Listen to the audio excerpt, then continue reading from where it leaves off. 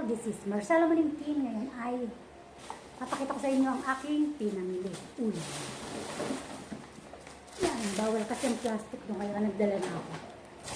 So, number one natin ulamin ito. And this. Mura lang to, 160.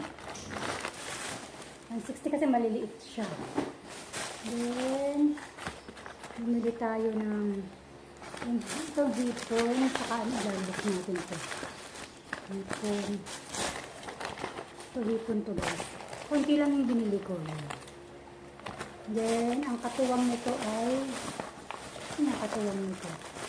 So, paglalako-lakon ito. Hipon, saka ito. Then, samahan natin ng isa niya yung binili kong isa. Hipon. Tapos yun. Ayun na, tatlo. Tapos ito. Ito sama-sama itong lulutuin ko. Very fish. Then, karne. Ito, karning manok. Ay, karning baboy. Karning baboy na pinanipisan ko siya. Kasi yun ang gusto ng anak kong maarte. Joke. Tapos ito, giniling na baka. 380 ang kilo guys. 380. Mamahal na.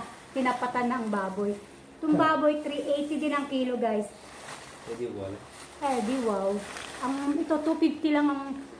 Ito, 250. Pero ang binili ko, wala pa isang kilo. Kaya tig 250 lang yan lahat. 250. Dali, lumalabas na ang karne, 250. Baboy, karning manok, 250. 500.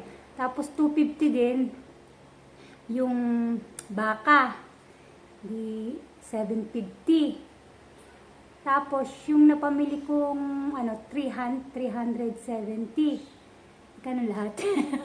Hina ako sa mat. Kulang-kulang na 2K. Pero wala pa naman 2K. Kulang-kulang. Tama ba? Tama ba?